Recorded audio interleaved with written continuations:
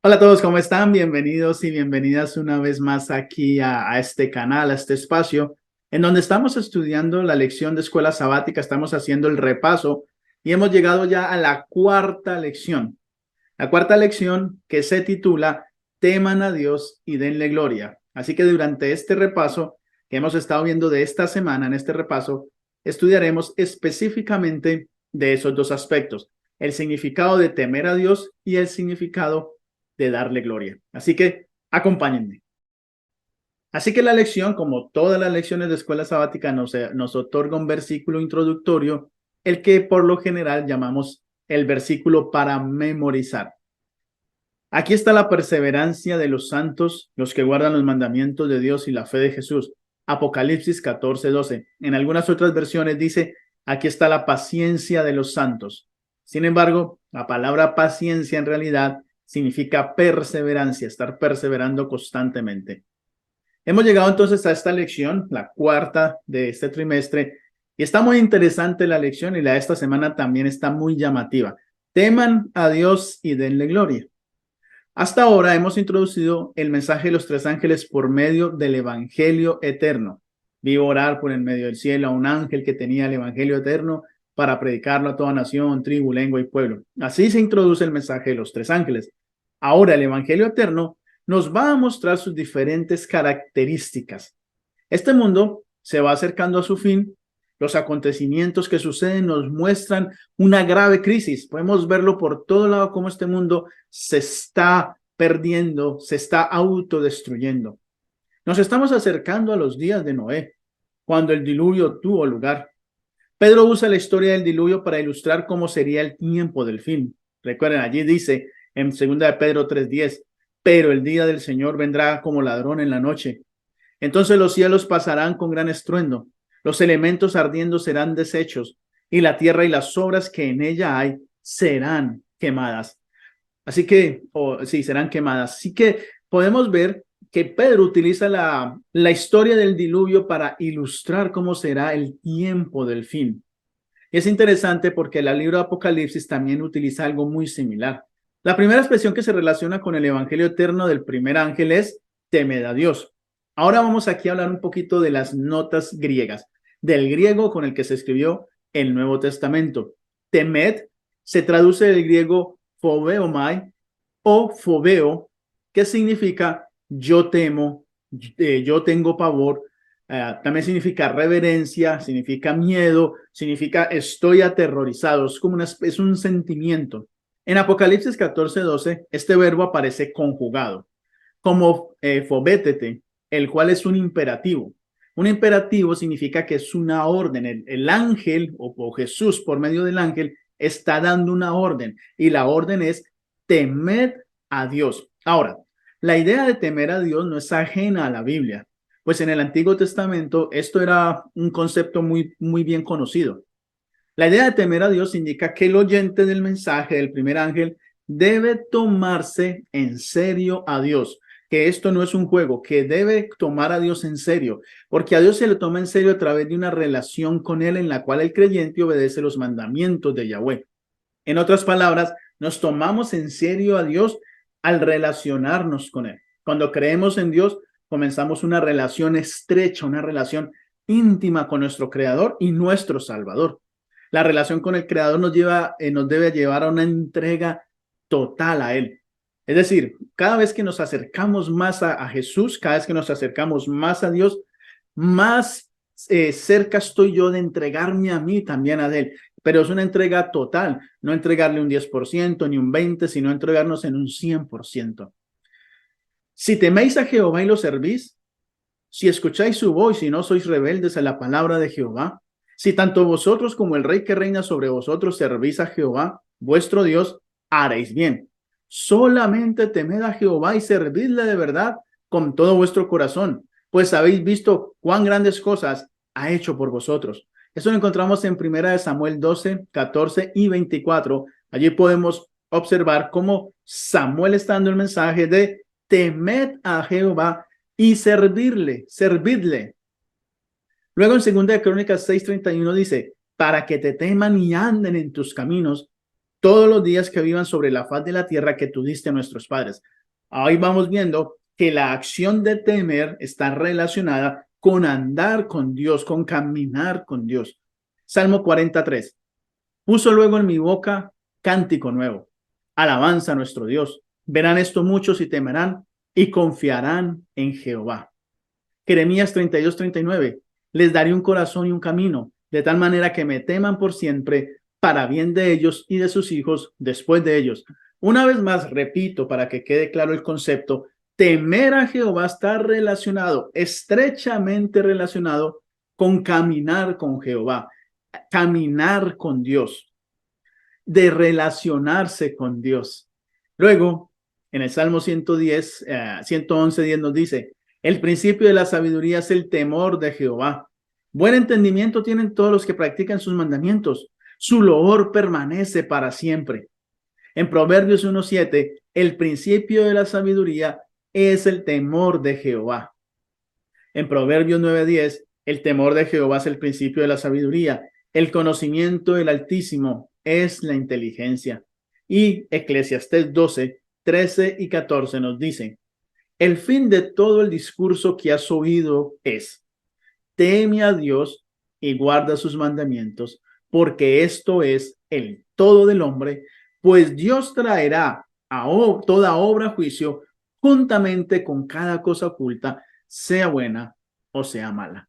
El mismo Salomón que escribió Proverbios en Eclesiastés nos está diciendo que el fin del discurso, o sea, de cualquier discurso, al final de todo, lo más importante para el ser humano es temer a Dios y guardar sus mandamientos, porque temer a Dios tiene que ver con una relación personal. Temer a Dios es respetarlo, reverenciarlo, pero también amarlo. Es lo que Jesús hizo con el Padre.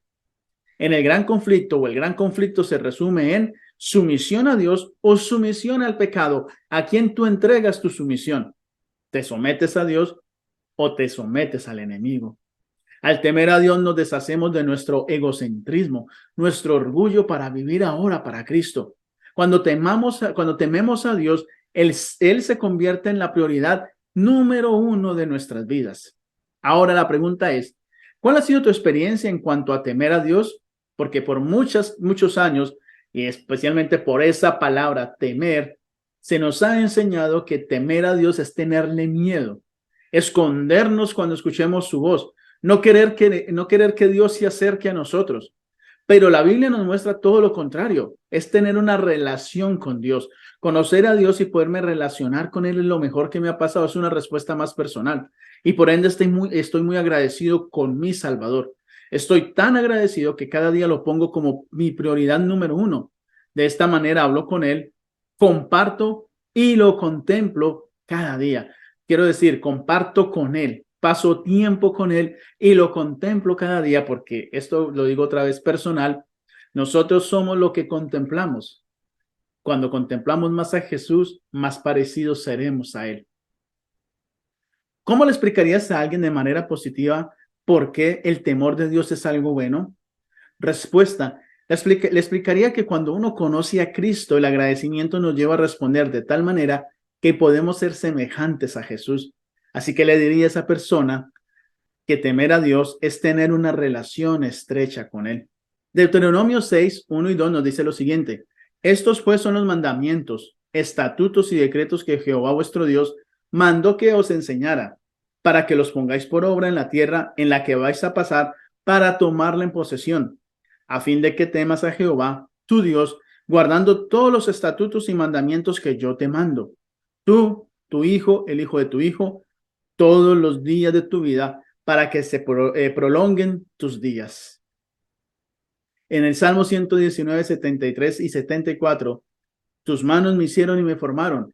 Hazme entender y aprenderé tus mandamientos. Los que te temen me verán y se alegrarán, porque en tu palabra he esperado. Eclesiastés 12, 13 y 14, repito nuevamente el versículo, el fin de todo discurso que has oído es este. Teme a Dios y guarda sus mandamientos, porque esto es el todo del hombre. Pues Dios traerá toda obra a juicio, juntamente con toda cosa oculta, sea buena o sea mala. Podemos observar la relación que hay entre temer a Dios y guardar sus mandamientos. Es una relación que está allí. Temer a Dios, como lo dije antes, es obedecer a Dios por amor. Es un respeto reverencial que nos lleva a la obediencia. El creyente está tan agradecido con Dios por salvarlo que ese agradecimiento lo lleva a la sumisión y a la obediencia. Porque por gracia sois salvos por medio de la fe. Y esto no de vosotros, pues es don de Dios, no por obras para que nadie se gloríe, pues somos hechura suya, creados en Cristo Jesús para buenas obras, las cuales Dios preparó de antemano para que anduviéramos en ellas. Eso lo dice Pablo en Efesios capítulo 2, versículos 8 al 10. Como sucedió con Pablo, cuando entendemos el verdadero significado de la gracia, entonces obedecemos a Dios. La lección dice, y cito de la lección en la página 44, la gracia no solo nos libera de la culpabilidad de nuestro pasado, sino además nos faculta para llevar una vida de obediencia a Dios en el presente. El apóstol Pablo declara que recibimos la gracia y el apostolado para la obediencia de la fe, por amor a su nombre, en todas las naciones. Romanos 1:5. Por lo tanto, la gracia es un puente en la vida cristiana que conecta la liberación del pecado y la obediencia hacia ese libertador. El enemigo ha sembrado en la mente de muchos cristianos la idea que la obediencia a Dios es legalismo. Es el mismo discurso que tuvo en su rebelión contra Dios. Ha llevado a muchos cristianos a confundir gracia con libertinaje. Sin embargo, la Biblia muestra claramente la correlación entre la gracia y la obediencia. Obedecer por amor a Dios es temerle, y obedecemos a Dios guardando sus mandamientos. Observemos lo que dice el mismo Jesús. Estas son palabras del mismo Jesús en Mateo 7, 21 al 23. No todo el que me dice, Señor, Señor, entrará en el reino de los cielos, sino el que hace la voluntad de mi Padre que está en los cielos. Muchos me dirán en aquel día, Señor, Señor, no profetizamos en tu nombre, y en tu nombre echamos fuera demonios, y en tu nombre hicimos muchos milagros. Entonces les declararé, nunca os conocí, apartaos de mí, hacedores de maldad. Lo interesante es lo que dice este pasaje y vamos a observar. Algunos aparentemente hacen la obra de Dios, llaman a Jesús Señor, profetizan o predican en el nombre de Jesús, echan fuera demonios en el nombre de Jesús y hacen milagros en el nombre de Jesús. O sea, es un buen paquete, un paquete completo. Están haciendo la obra de Dios, la obra de Jesús, aparentemente. ¿Por qué aparentemente? Por lo que viene a continuación. Pero Jesús los niega y les llama hacedores de maldad. La palabra griega para maldad es anomía y significa sin ley o en contra de la ley. Aunque aparentemente hacen la obra de Dios, rechazan la ley y o sus mandamientos, los mandamientos de Dios, y por lo tanto su obediencia no es genuina. Juan lo dice de la siguiente manera: en esto sabemos que nosotros lo conocemos si guardamos sus mandamientos. El que dice, yo lo conozco, pero no guarda sus mandamientos, el tal es mentiroso y la verdad no está en él. Pero el que guarda su palabra, en ese verdaderamente el amor de Dios se ha perfeccionado. Por esto sabemos que estamos en él. El que dice que permanece en él debe andar como él anduvo. Repito, el que dice que permanece en él debe andar como él anduvo. Primera de Juan 2, 3 al 6. En otras palabras, los dos pasajes que hemos leído nos están diciendo que para demostrar que realmente amamos a Dios y somos fieles, tenemos que guardar sus mandamientos. Sin embargo, en Isaías 4:1 aparece la siguiente declaración. En aquel tiempo 7 mujeres echarán mano de un hombre diciendo, nosotras comeremos de nuestro pan y nos vestiremos de nuestras ropas. Solamente permítenos llevar tu nombre. Quita nuestro oprobio. 7 mujeres echarán mano de un hombre. El número 7 es especial porque es el número de Dios y se refiere a algo completo, a una obra completa. Mujeres en el lenguaje profético se refiere a iglesias. Y el hombre, por supuesto, aquí en este pasaje es Jesús. Comer nuestro pan significa nuestra propia interpretación de la Biblia. Vestiremos nuestras ropas, es decir, nuestra propia justicia, no la justicia de Cristo. Permítenos llevar tu nombre, decir que somos cristianos. Quita nuestro oprobio o nuestra vergüenza significa no nos juzgues por lo que hacemos, sino más bien apóyanos. Como dice la famosa frase, Dios conoce mi corazón. Y muchos han usado esta frase como un grito de guerra para continuar viviendo en su libertinaje, pero solo se engañan a sí mismos. Jesús declaró: no penséis que he venido a abolir la ley o los profetas. Así que tenemos en estos pasajes, en el pasaje de Isaías es muy interesante y conecta con todo lo que estamos diciendo, porque Isaías nos está diciendo de una manera profética, simbólica, que va a llegar el tiempo en que muchos quieren llevar el nombre de Jesús. Muchas iglesias iban a llevar el nombre de Jesús y es lo que vemos hoy en día. Muchos quieren tener el nombre de Jesús, pero no lo quieren obedecer. Y venden un evangelio barato, entre comillas, porque el evangelio no es barato, valió la sangre de Cristo, pero ellos quieren minimizar eso y vender un evangelio muy diferente al que la Biblia nos está ofreciendo. En realidad, quieren un evangelio donde la persona simplemente vaya como un show sin experimentar la conversión. Y Dios no quiere eso. Dios quiere que cuando nosotros conozcamos a Jesús, que comencemos a transformar nuestra vida, que permitamos que el Espíritu Santo haga una conversión en nosotros y que antes que yo era un ladrón, deje de ser ladrón, que yo era un mal hablado, deje de hablar malas palabras, que yo era mal geniado, pues ahora dejo de ser mal geniado, porque el Espíritu Santo está trabajando en mí. Muchas iglesias quieren llevar su propia ropa, su propia justicia, que les quiten el oprobio, es decir, la vergüenza. Quieren comer su pan, es decir, su propia interpretación de la Biblia, simplemente llevar el nombre de Jesús, pero hacer todas estas cosas que no tienen nada que ver con la Escritura. Y eso se conecta con lo que viene diciendo Jesús en Mateo 7, de que muchos en el tiempo del fin van a decir: Señor, hicimos esto en tu nombre, hicimos esta obra, hicimos estos orfanatos, repartimos estos mercados, esta comida, hicimos esto, aquello, pero no queremos guardar tus mandamientos, especialmente el cuarto mandamiento, que es el sábado. Ese lo sacan, lo desechan. Dicen que hay que guardar el primer mandamiento, por supuesto. ¿Cuál es el primer mandamiento? No tendrás dioses ajenos delante de mí. El segundo, el que tiene que ver con las imágenes, no te harás imagen ni ninguna semejanza. Algunas iglesias adoran imágenes y entonces de su canon de mandamientos, eliminan ese mandamiento y ponen otros. Los cristianos que no adoran imágenes respetan ese, pero no respetan el cuarto mandamiento. Es muy interesante lo que sucede. Jesús declaró: no penséis que he venido a abolir la ley o los profetas. No he venido a abolir, sino a cumplir. Porque de cierto digo que antes que pasen el cielo y la tierra, ni una jota ni una tilde pasará de la ley, hasta que todo se haya cumplido. De manera que cualquiera que quebrante uno de estos mandamientos muy pequeños, y así enseña a los hombres, muy pequeño será llamado en el reino de los cielos. Pero cualquiera que los cumple y los enseñe, este será llamado grande en el reino de los cielos. Mateo 5, 17 al 19. En la lección, en la página 44, dice: el Cristo de las Escrituras nunca nos lleva a restarle importancia a su ley, que es la transcripción de su carácter. El Cristo de las Escrituras nunca nos lleva a minimizar las doctrinas de la Biblia, que revelan más claramente quién es Él y su plan para este mundo. El Cristo de las Escrituras nunca nos lleva a reducir su enseñanza a trivialidades piadosas, que no son esenciales. Cristo es la encarnación de toda verdad doctrinal. Jesús es la verdad encarnada. Él es la doctrina personificada. En otras palabras, si a ti te enseñan a ir en contra de la ley de Dios, ese no es Jesús. Ese es otro tipo de maestro, mas no es Jesús. Porque Jesús nunca, escúchame bien, nunca te va a decir que te vayas en contra de la ley de Dios. Vamos a una siguiente sección, una nueva sección en esta lección: vivir enfocados en Dios. En Mateo 6:33 dice: buscad primeramente el reino de Dios y su justicia, y todas estas cosas os serán añadidas.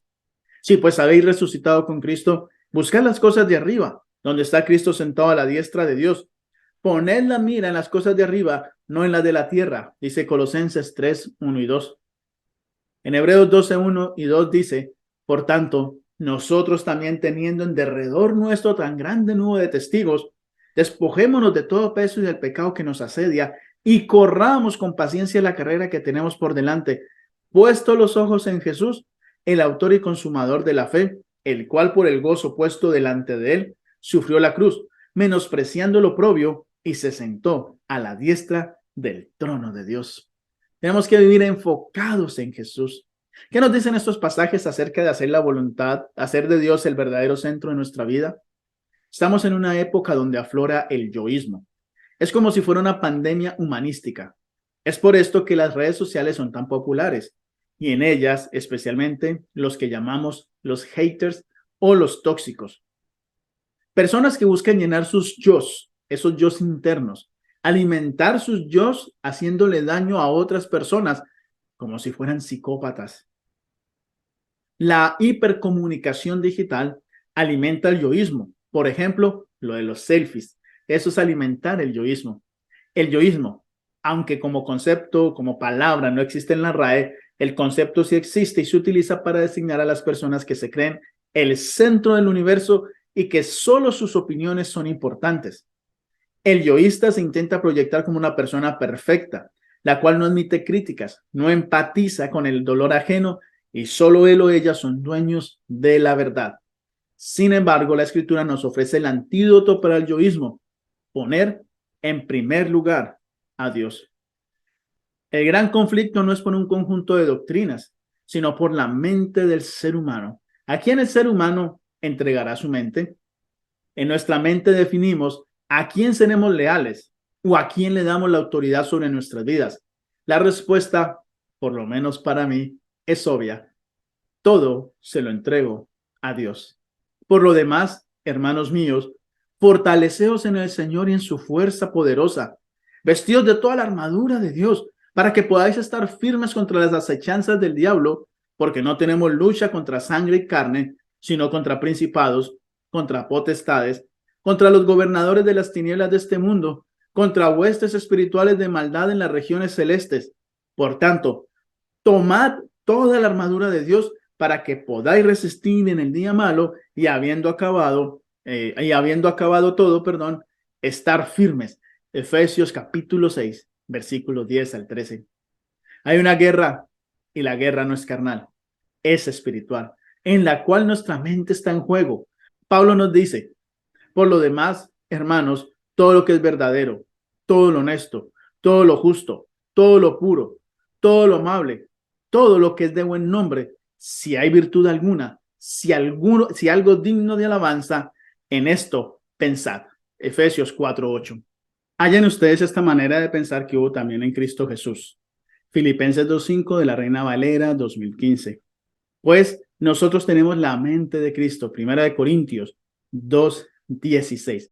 Eso significa que nuestra mente tiene que pertenecerle a Dios porque estamos en medio de una guerra y la guerra es por nuestra mente, es una guerra espiritual. A quien nosotros le damos nuestra lealtad. En nuestra mente, en nuestro cerebro, en nuestros pensamientos, tenemos que poner a Dios en primer lugar. Temer a Dios es ponerlo como prioridad número uno en nuestra vida. Que nuestra vida esté llena de Cristo. ¿Y cómo lo vamos a lograr? Por tanto, nosotros todos mirando con el rostro descubierto y reflejando como en un espejo la gloria del Señor, somos transformados de gloria en gloria en su misma imagen por la acción del Espíritu Santo. Eso está en 2 de Corintios 3:18. ¿Cómo lo vamos a lograr? Ahí está la respuesta. Contemplando a Jesús cada día hasta que logremos reflejarlo como si Él se estuviera mirando en un espejo. Ahora pasamos a la siguiente sección. Demos gloria a Dios.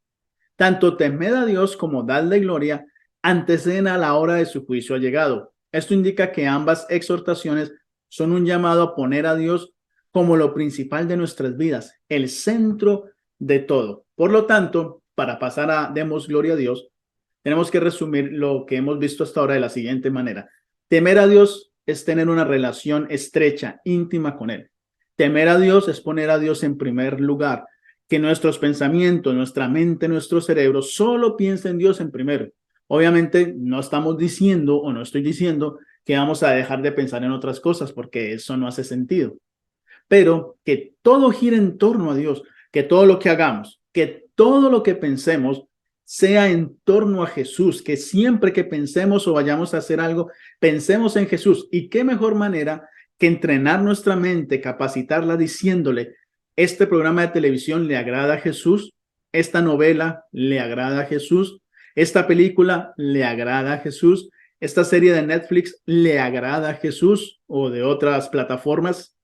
¿Le agrada eso a Jesús? ¿Este tipo de música le agrada a Jesús? ¿Lo que yo voy a comer es de agrado de Jesús? Que siempre pensemos en Jesús como el centro de todo. Eso significa temer a Dios y, por supuesto, guardar sus mandamientos, porque cuando caminamos con Él, guardamos sus mandamientos porque queremos hacerlo por amor. Es una reacción de agradecimiento a aquel que nos salvó. Es tanto el agradecimiento que hay en nuestro corazón que queremos agradarle a Él. Siempre trasladamos esa relación como en la relación del noviazgo. Cuando hay dos novios y los dos se quieren agradar el uno al otro, pues simplemente comienzan a hacer todo para agradarse, absolutamente todo. Y buscan no cometer errores para no desagradarse. Así que es algo similar, pero obviamente sin comparar las esferas, porque una cosa es un romance de noviazgo y otra cosa es la relación con Dios, aunque son esferas diferentes, es algo muy similar. Así que poner a Dios en primer lugar, hacerlo el centro de nuestra vida, de nuestros pensamientos, de nuestras acciones, de lo que decimos, lo que pensamos, lo que oímos, lo que comemos, etcétera, etcétera. Ahora, dar gloria a Dios es el efecto de temer a Dios. Cuando tememos a Dios, nos relacionamos con Él, viene el efecto de dar gloria a Dios. Al guardar los mandamientos de Dios, se glorifica a Dios. Pues temer a Dios tiene que ver con la mente y glorificarlo son las acciones en las que se manifiesta o en las que se manifiesta lo que está dentro de la mente. Si yo estoy compartiendo con Dios, lo estoy contemplando, estoy teniendo una relación estrecha con Él, mis actos, mis acciones van a dar a gloria a Dios. Por eso Jesús le dijo a la samaritana, pero la hora viene y ahora es, cuando los verdaderos adoradores adorarán al Padre en espíritu y en verdad, porque también el Padre tales adoradores busca que lo adoren en espíritu y en verdad. Significa pienso, actúo, no como creían los fariseos. Los fariseos y los saduceos creían que a Dios se le adoraba en el templo. Los samaritanos pensaban que era en el monte de Jacob, pero Jesús está diciendo ni aquí ni allá, porque entonces se ha tergiversado la religión, pensando que yendo a un lugar especial, si adora a Dios, no. La adoración a Dios es en pensamiento y en acción. La verdadera adoración tiene que ver con lo que pensamos y cómo manifestamos esa relación con Cristo en nuestras acciones. Jesús le dijo a los discípulos, y escuchen esto porque es fantástico lo que él dijo: en esto es glorificado mi Padre, en que llevéis mucho fruto y seáis así mis discípulos. Juan 15:8. Escuchen, la forma en que glorificamos a Dios es que llevemos mucho fruto. Nuestras acciones es lo que glorifica a Dios. Jesús mismo fue nuestro ejemplo. Él dijo, él manifestó lo siguiente: yo te he glorificado en la tierra, he acabado la obra que me diste que hiciera. Jesús, a través de sus acciones, glorificaba al Padre, temía al Padre en su mente y eso lo expresaba en sus acciones. Eso está en Juan 17:4.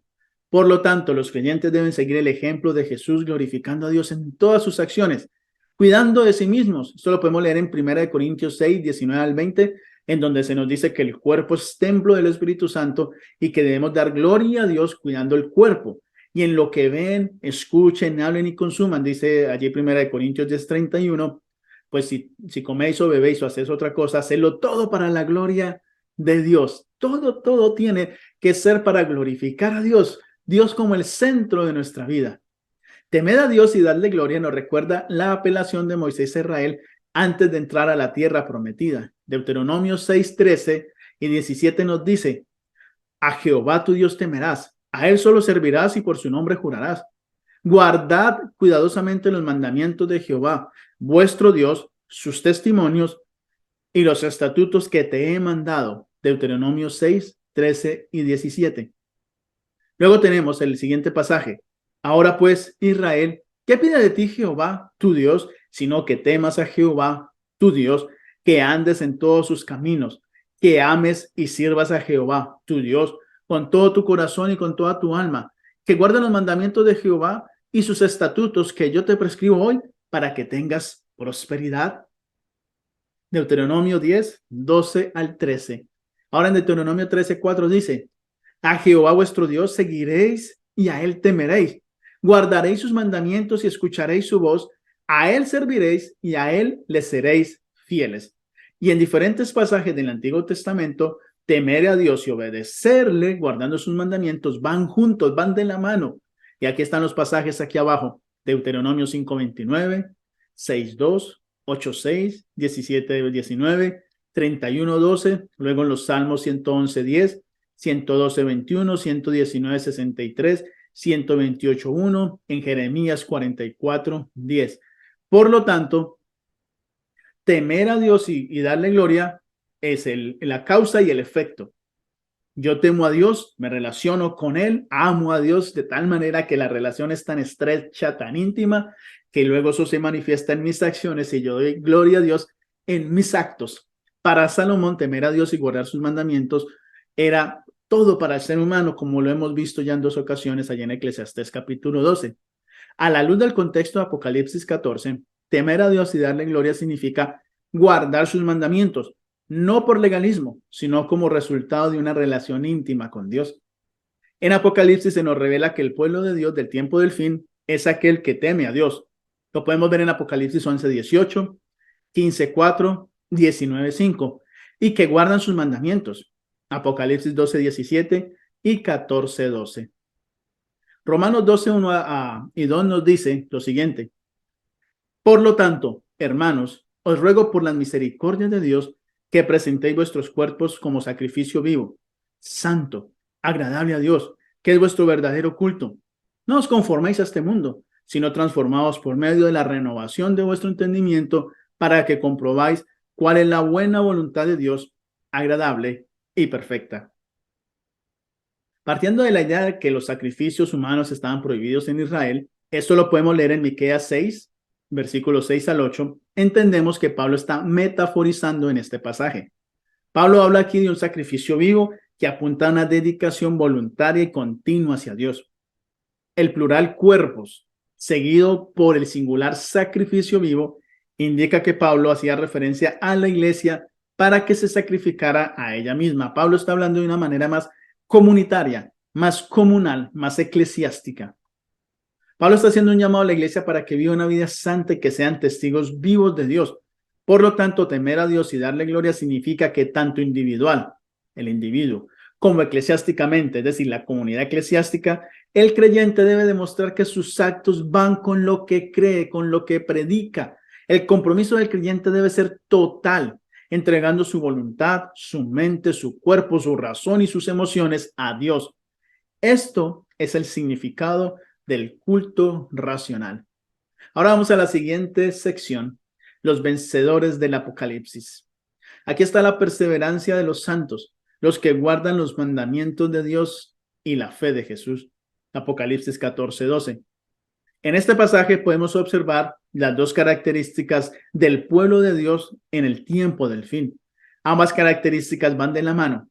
Podemos guardar los mandamientos de Dios porque estamos en Cristo. Podemos ser victoriosos porque estamos en Cristo. Ahora bien, tengo que aquí hacer una pequeña aclaración. Hay algo en lo que difiero de la lección. En la sección del jueves dice lo siguiente, y cito en la página 47, no obstante, la única manera en que alguien puede guardar los mandamientos de Dios en la antigüedad o ahora es por la fe de Jesús. Fíjate que nuestro versículo no dice fe en Jesús, aunque eso es algo extremadamente importante. ¿Y por qué no estoy de acuerdo? Porque en griego este pasaje, a lo último, dice ten pistin Jesús, que traducido es la fe de Jesús, correctamente como la mayoría lo hace, pero Jesús es un genitivo y los genitivos se traducen por lo general como de pertenencia, se traducen como de. El lapicero, la pluma, el bolígrafo de Jan, eso es un genitivo. Pero en este caso siempre, aquí nos ayuda lo que es la gramática griega. En este caso, este genitivo es un genitivo objetivo, que es algo un poco diferente y no me voy a meter aquí a hablar de la gramática griega, a explicar todos los conceptos, pero eso es un genitivo objetivo y se traduce en realidad como la fe en Jesús. Es la fe en Jesús porque Jesús es el objetivo ahí. Le está hablando de la fe que pertenece a Jesús, pero en realidad que como pertenece a Jesús es la fe en el Jesús, porque Jesús es objetivo ahí. Eso mismo ocurre en Apocalipsis 2:13. En otras palabras, los santos son aquellos que se mantienen fieles a Jesús, como Pablo en 2 Timoteo 4:7 cuando dijo, he guardado la fe en Jesús. Por lo tanto, los santos del tiempo del fin guardarán fielmente su fe en Jesús. Una cosa es la fe de Jesús y otra cosa es la fe en Jesús. La fe de Jesús es la fe que Jesús obtuvo. La lección dice, es que nosotros tenemos la fe de Jesús, lo que Jesús fue, su fe cuando fue ser humano. Esa fe, entonces lo trasladan a que nosotros podemos tener esa fe. Pero esa fe de Jesús es diferente a lo que nosotros tenemos o podemos tener. ¿Por qué? Porque Jesús, pues era Dios. Nosotros no somos Dios. Nuestra fe es un poco diferente. Jesús tuvo la fe de ir a morir al Calvario. Nosotros no podemos tener ese tipo de fe. Nosotros debemos tener la fe en Jesús, en el que murió en el Calvario, en el que sufrió por nosotros. Y cuando nosotros tenemos esa fe en nuestra esfera de acción, Jesús nos va a otorgar ahora sí su fe, pero eso solo se obtiene a través de un caminar con Él, a través de relacionarnos con Él, a través de tener fe en Jesús. Es que obtendremos la fe de Jesús. Son conceptos muy, muy diferentes, porque uno es la fe de Jesús personal y otra cosa es nuestra fe personal, y esa fe personal de nosotros la depositamos en Jesús. Tenemos fe en Jesús para relacionarnos con Él. Los santos del tiempo del fin necesitan ser fieles a Jesús, pues sufrirán muchos ataques del enemigo para hacerlos caer. De hecho, la introducción de esta parte aparece en Apocalipsis 13:10. Apocalipsis 14 viene de Apocalipsis 13. En Apocalipsis 13 se habla de las bestias y se habla allí de la marca de la bestia y la imagen, etcétera, etcétera. Dice Apocalipsis 13:10, aquí está la paciencia y la fe de los santos. Estos fieles que son perseguidos por la Trinidad satánica del tiempo del fin son los mismos fieles de Apocalipsis 14:12. Es el mismo remanente de Apocalipsis 12:17, pues guardan los mandamientos de Dios y tienen el testimonio de Jesús. Dios solo le pide una cosa a los santos del tiempo del fin: guardar sus mandamientos y guardar la fe en Jesús, tener fe en Jesús. No nos pide rebeldía ni protestas, sino perseverar en el camino de Dios. Dios nos pide obediencia y lealtad por amor a Él, que nos salvó y nos quiere llevar a la patria celestial. Luego la lección nos dice, la fe es un don que recibe cada creyente. Cuando ejercemos la fe que el Espíritu Santo pone en nuestro corazón, esa fe crece. Ahora, tengo que decir una vez más que aquí también difiero de la lección. El detalle aquí es que no se explica muy bien a qué tipo de fe se refiere la lección, ya que los dones espirituales son repartidos por el Espíritu Santo a cada creyente como al Espíritu le parece, pero los dones espirituales son repartidos para la edificación de la iglesia. Y me explico. Cuando el Espíritu Santo ve que en la iglesia, en esa comunidad, hay una necesidad, Él reparte ese don a quien cree conveniente. Hay personas que no tienen los mismos dones. Incluso puede haber personas que aún no tengan un don porque no lo han desarrollado. Una cosa son talentos y otra cosa son dones. El talento es algo natural. La persona o nace cantando o aprende cantando, por poner el ejemplo del canto. El don es sobrenatural, es un milagro que ocurre, que de repente aparece una persona que nunca ha cantado en su vida, que no sabe nada de música, y de repente le da el don de canto y comienza a alabar a Dios de tal manera que la iglesia se edifica a través de ese canto, de esa voz, porque hubo un milagro sobrenatural allí. Entonces, una cosa es un talento natural y otra cosa es un talento, un don sobrenatural. Cuando decimos que la fe es un don de Dios, estamos diciendo que la fe en sí es un don sobrenatural y no algo que se puede aprender a través de una relación con Cristo. Y ahí es donde viene el debate, el detalle o lo que no explica la lección, y quiero tratar de explicarlo lo mejor posible en este espacio. Por lo tanto, si el Espíritu Santo reparte la fe a quien le parezca, no todos reciben la fe, porque no todos reciben el don de sanidad o el don de lenguas o el don de canto. Si no todos lo reciben, no todos reciben el don de la fe. ¿Ven cómo se puede enredar el asunto? Y por eso debemos de explicarlo. Así que el don de la fe debe referirse a una cualidad especial y sobrenatural que el Espíritu da al creyente para la edificación de la iglesia. Y este don se manifiesta a través de milagros y señales sobrenaturales. ¿Cuál es esa fe? La fe que le dijo Jesús a los discípulos: si tuvieras fe como este grano de mostaza, dirías a este monte que se mueva y se mueva para allí y se movería. Ese es un tipo de fe, pero hay otro tipo de fe también. Pero el otro tipo de fe, la fe personal, es creer en Dios y caminar con Él. Es la fe de los héroes de Hebreos 11. Tener fe en el primer concepto, hay dos conceptos. Una es la fe personal y la otra es la fe, el don de la fe. La fe personal es cuando yo me relaciono con Dios, me relaciono con Cristo y comienzo a tener una relación estrecha con Dios. Eso no es un don de Dios, no es un don del Espíritu Santo, eso es algo que yo tengo que desarrollar en mí. De agradecimiento por el que me salvó, yo comienzo a relacionarme con Él. El don de la fe es para obrar milagros sobrenaturales y entonces ahí es cuando el Espíritu Santo decide si yo como individuo, Jan Molina, necesita ese don para edificar la iglesia o quizás se lo va a dar a otra persona que no sea este servidor, a este servidor le va a dar otro tipo de don.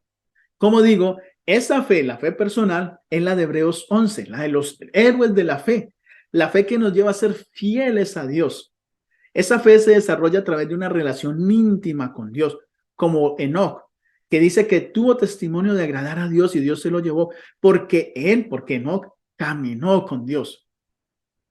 Es la fe de la que habla Santiago capítulo 2, 14 al 16. La fe que lleva al creyente a actuar porque ama a Dios y demuestra esa relación con Dios a través de las obras. Por lo tanto, la fe en Jesús es creer en Él, caminar con Él, obedecerle, hacer su obra y ponerlo como prioridad número uno en nuestra vida. Esa es la fe en Jesús.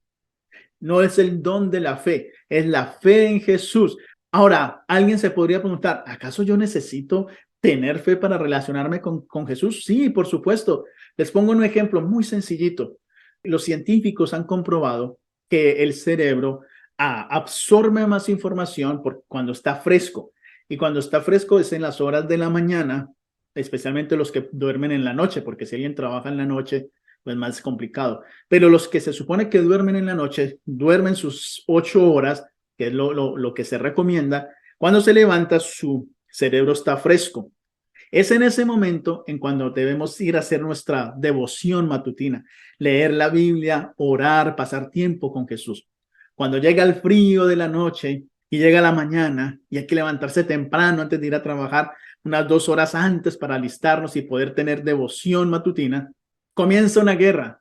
¿Me levanto o no me levanto? 5 minutitos más, me levanto, no me levanto, qué pereza levantarme y tener que alistarme y tener que ir a hacer el devocional, me espero mejor y luego me voy a trabajar y cuando venga en la noche hago mi devocional. Ahí es que nosotros ponemos a funcionar nuestra fe, nuestra voluntad de poder tener una relación con Dios. Esa es la fe personal, no es el don de la fe. Todo individuo, todo creyente tiene fe, pero no todos tenemos el mismo tamaño de fe, la misma cantidad, porque la fe se desarrolla día a día, un día a la vez, pasando tiempo con Jesús. Así que esa fe no se debe confundir con el don de la fe. La fe personal nos lleva a poner a Dios en primer lugar. La fe es la que nos lleva a nosotros a doblegar nuestra voluntad, nuestra naturaleza, que no quiere estar cerca de Dios, para decirle, sí, tú vas a estar cerca de Dios. Y me levanto y estudio la Biblia. Esa es la fe personal. Lo otro es un don que Dios da para la edificación de la iglesia, que el Espíritu Santo da para la edificación de la iglesia, por medio del cual se pueden hacer milagros sobrenaturales. Solo a través de Jesús podemos vencer. Y cuando caminamos con Él, Él nos capacita y equipa con su poder para vencer. Jesús venció y esa victoria nos es dada a nosotros. La lección nos hace la siguiente pregunta. ¿De qué manera podemos vencer y temer a Dios y darle gloria con nuestra vida? Es una pregunta que yo quiero que tú te lleves en tu corazón y que la respondas en tu privacidad cuando hagas tu lección, en tu devocional. Y si el sábado puedes hablar de ello, si hacen la pregunta, si en la lección el maestro comparte la pregunta, anímate a responder. ¿De qué manera podemos vencer y temer a Dios? ¿De qué manera podemos darle gloria con nuestra vida? Recuerda, nuestras acciones van con nuestros pensamientos. Yo temo a Dios en mi mente y le doy gloria a Dios a través de mis acciones. Hebreos 4, 14 al 16 nos dice, por tanto, teniendo un gran sumo sacerdote que traspasó los cielos, Jesús, el Hijo de Dios, retengamos nuestra profesión. No tenemos un sumo sacerdote que no pueda compadecerse de nuestras debilidades, sino uno que fue tentado en todo según nuestra semejanza, pero sin pecado. Acerquémonos, pues, confiadamente al trono de la gracia para alcanzar misericordia y hallar gracia para el oportuno socorro. Solo a través de Jesús podemos vencer en el gran conflicto. Para ello debemos contemplar a Jesús. Contemplar significa pasar tiempo con Él, estudiando su vida, confiando en su obra, creciendo cada día en Él.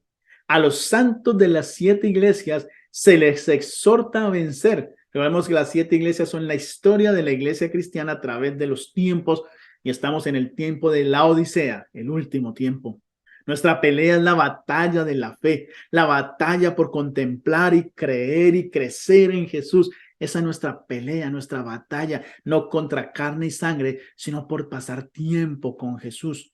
La invitación que te hago hoy, ya que estás escuchando este video, es que luches cada día al lado de Jesús para que cuando llegue el momento puedas decir junto con Pablo, para que tú repitas las palabras de Pablo, he peleado la buena batalla. He acabado la carrera, he guardado la fe. Por lo demás, me está reservada la corona de justicia, la cual me dará el Señor, pues justo en aquel día, y no solo a mí, sino también a todos los que aman su venida. Segunda de Timoteo 4, 7 al 8. Qué lindo sería que tanto tú como yo podamos repetir lo que dijo Pablo. Para ello, entonces, tenemos que pasar tiempo con Jesús, dedicarle tiempo a Jesús, contemplarlo cada día. Para el final, entonces, la lección nos deja las siguientes preguntas para que compartamos allí en la clase. ¿Hay cosas en tu vida que deseas vencer? ¿Cómo podemos convertir los deseos en acción? ¿Qué pasos prácticos podemos dar para ser uno de los vencedores del Apocalipsis? Más preguntas. Piensa en el increíble poder de Dios, quien creó todo el cosmos y lo sostiene. Apenas podemos captar la idea del cosmos. Entonces, ¿cómo podríamos siquiera empezar a captar al creador del cosmos? Piensa en cuánto más grande, vasto y poderoso es Él que nosotros. Y este Dios, ¿algún día nos juzgará? ¿Cómo nos ayudan estos hechos a entender la idea del temor de Dios y lo que esto significa? Siguiente pregunta. ¿Cómo podemos evitar el legalismo al analizar los conceptos bíblicos de santidad, superación y victoria? ¿Por qué siempre debemos entender que es la victoria de Cristo por nosotros en la cruz el único fundamento de nuestra esperanza actual de salvación, independientemente de nuestras victorias o fracasos, o hasta fracasos, dice aquí y ahora? Última pregunta. ¿Por qué incluso con todas las promesas de victoria sobre el pecado, a menudo descubrimos que fallamos y que no vivimos a la altura de la justicia que Jesús mismo ejemplificó para nosotros y que nos promete que también podría ser nuestra? ¿Qué errores estamos cometiendo al no permitir que Dios haga la obra en nosotros que Él ha prometido? Muy bien, con esto llegamos al final de la lección. Y como resumen, recuerden que entonces temer a Dios tiene que ver con un acto mental, entregarle la vida a Dios, entregarle nuestra vida a Jesús, pensar y ponerlo como prioridad número 1. Dar gloria a Dios significa que mis actos vayan con esa relación que yo tengo con Dios, que sean mis actos, mis obras, el fruto que yo doy, el que glorifique a Dios. Todo lo que yo haga, todo lo que yo vea, todo lo que escuche, todo lo que consuma, coma, huela, piense, todo sea para la gloria de Dios.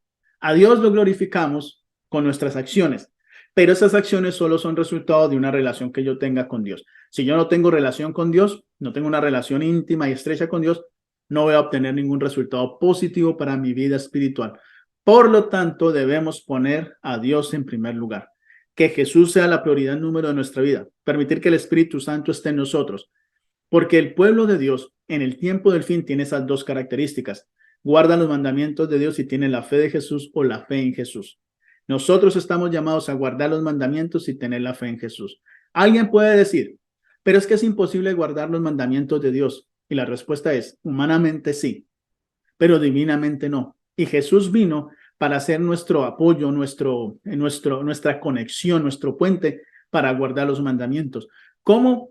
¿Cuál es la mejor manera de guardar los mandamientos? Pasando tiempo con Jesús.